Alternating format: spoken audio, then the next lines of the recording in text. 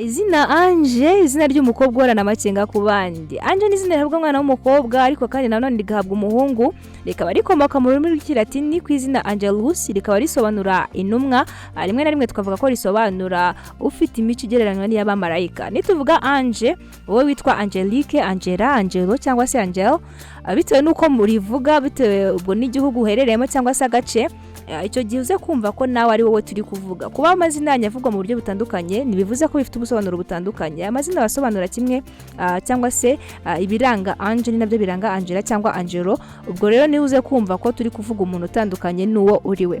Tugiye kubabwira ibiranga abantu bafite iri zina Ange, ariko mbere ko tubabwira reka tubasuhuze kandi tubahe ikaze hano kuri Media Empire. Mu gice twari ibisobanuro bw'amazina nje basubuzanga nawe ikaze ndi Isingizwe Edith. Mbere yuko rero dukomeza nanone reka nibutse abantu badusaba amazina, baba batwandikiye badusaba amazina, rimwe na rimwe ugasanga banditse bavuga ko twayabimye.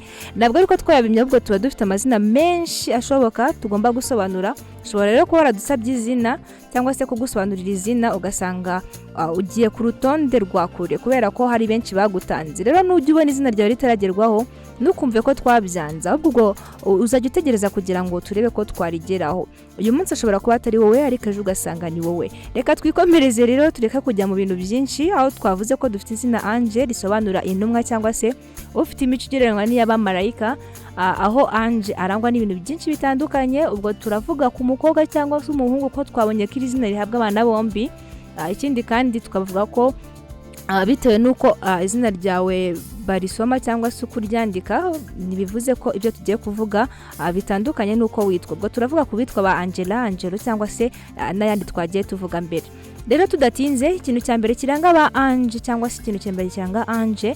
Ange ni umuntu uhorana amakenga ku bantu bose. Nkuko twese tugitangira usanga ari wa muntu uhorana amakenga. Ikindi kandi ni wa muntu udapfa kwizera. Aragorana mu guhitamo inshuti bazabana cyangwa se inshuti zinkorana umutima. Hari abantu bameze gutya cyangwa se hari abantu bateye gutya. Ugasanga nyine ntapfa kwizera umuntu wese nyine ari kumwe nawe cyangwa se uwo byitwa ko ari inshuti.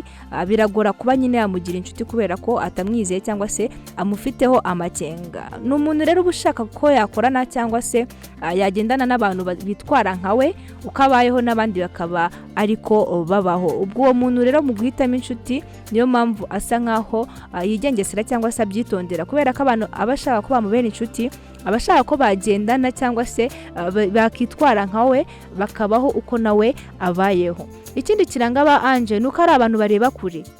Ange ni umuntu ureba kure, uzi guhanga udushya ndetse uzi no kwisobanura cyangwa se uzi kuvugira mu bantu benshi. Hari abantu burya bigora cyane kuba yavugira mu bantu benshi cyangwa se kuba wamusanga imbere y'abantu ari kubagira icyo ababwira, ariko Ange sikateye. Ange we ni umuntu yashobora kuvugira mu ruhame, ubwo turavuga kuvugira mu bantu benshi.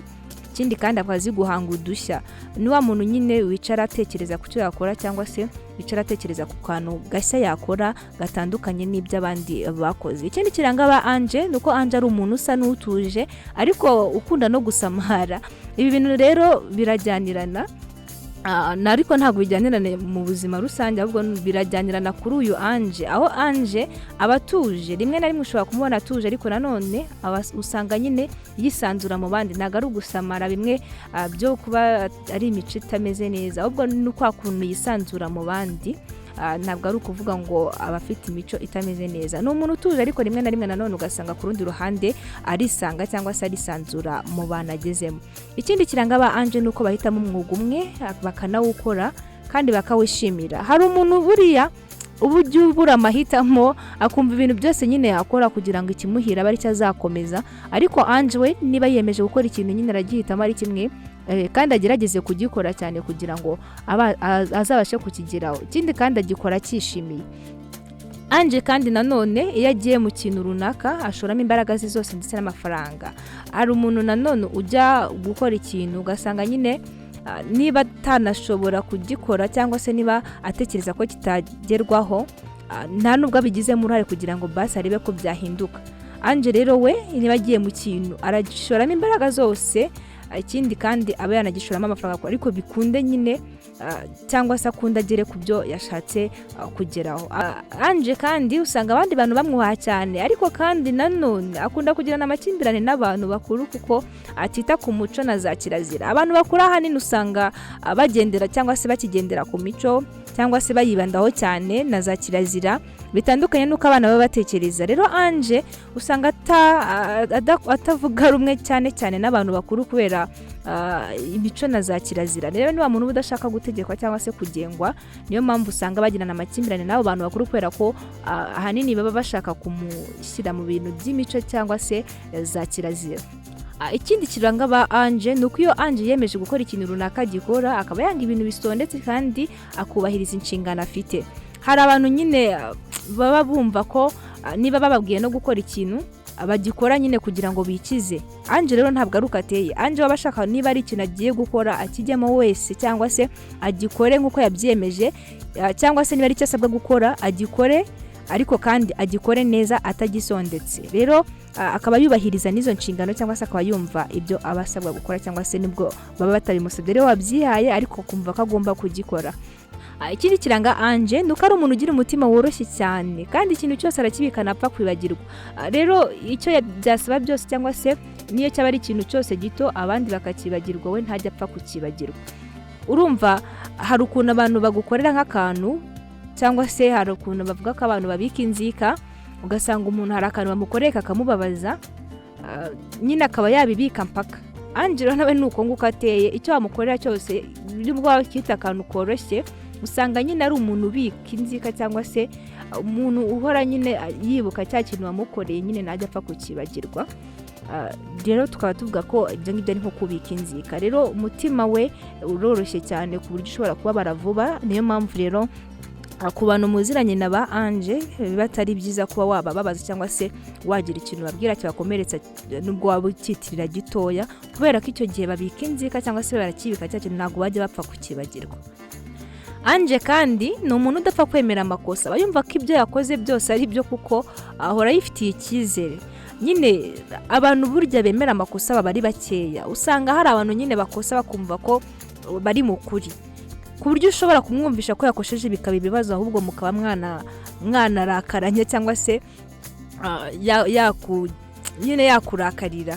Rero Ange nawe ni umuntu udapfa kwemera amakosa, aba yumva ko ibyo yakoze nyine ari ukuri cyangwa se aba yumva ko ari mu kuri. Rero aba yifitiye icyizere mu byo akora, niyo mpamvu ibyo yakoze byose aba yumva ko bigomba kuba ari ukuri. Rero ntabwo ajya apfa kwemera amakosa. Hari byinshi twavuze biranga ba Ange, ariko kandi ni nahangaha bigarukiye. Ibyo byose twagiye tuvugana ibiranga ba Ange, ba Angela, ba Angel, ba Angelique cyangwa se Angelo, n'ubundi buryo mukoresha mu kuvuga amazina yanyu bitewe n'agace muherereyemo. Ariko nanone reka basabe kugira ngo niba wiyumvise ugende wicare witekerezeho urebe koko n'ibyo twavuze bikuranga. Ikindi niba ari umubyeyi ukaba warise umwana wawe izina Ange cyangwa se amwe muri ayo mazina twavuze, ushobora kuba waryumvishira izina wari wararimwe utazi ibiranga ba Ange. Ikindi Ange akaba akiri mutoya, wenda we atabasha kwiyumvira ibingibi kugira ngo arebe koko bimuranga. Nawe ushobora kugenda ukamwumvira cyangwa se ukamugenzura ukareba koko niba ari we twavuzeho. Hari benshi bagiye batwandikira batubwira ko ibyo twababwiye bibaranga 100%, abandi bakavuga ko bafitemo bike cyangwa se baburamo bike, abandi bakavuga ngo ntabwo babyifiteho. Ariko ntabwo ntekereza ko ibyo ngibyo uwo nguwo uvuze gutyo ko nta na kimwe yifiteho, ntabwo ntekereza ko aba ari byo, kubera ko ahanini hari ubwo umuntu akubwira ikintu ukumva ko utakifitemo kubera ko wenda utagikunze. Niba ari nka defo runaka twakuvuzeho, kubera ko nkuko mubizi ntabwo buri gihe tuvuga, ntabwo umuntu agira ibyiza gusa, agira ibyiza akagira n'ibibi. Niba hari defo runaka twakuvuzeho ukumva ko urayihakana ngo ntabwo uyifiteho, kandi nyamara abantu bari ku ruhande bashobora kuba bayikuziho. Rero ntabwo ibyo ngibyo kuba ubyifitemo ari ibintu bibi, ahubwo ushobora kuba wamara kumenya uko uri cyangwa se uwo uri we, ukabasha kwiga ukuntu waza ubimanaginga cyangwa se ubyitwaramo. Nk'uko twavuga ngo wenda twakuvuzeho kuba umuntu ukurakaje uhita umurakarira ukabika inzika, ukaba wavugaga iki kintu ngiye guhangana nacyo njye nyirwanya muri ubu buryo. Rero ntabwo biba bivuze ngo ibyo twakuvuzeho ntabwo biba bikuranga, ahubwo hari igihe usanga uri gusa nkaho wirengagiza bimwe mu bikuranga kubera ko wumva utabikunze. Reka tureke gutinda mu bintu byinshi byari ingenzi twabivuze, aho twari dufite izina Ange. Reka dushimire rero umwe wese abanye natwe, tunabashishikariza gukomeza kubana natwe muri gahunda zose tugeze hano kuri Media Empire, ndetse tunabashishikariza kuzagaruka kumva izina tuzabagezaho ubutaha. Njye mwabanye kuva dutangiye kugeza ku musozo ndi Isingizwe Edith. Nimugire amahoro.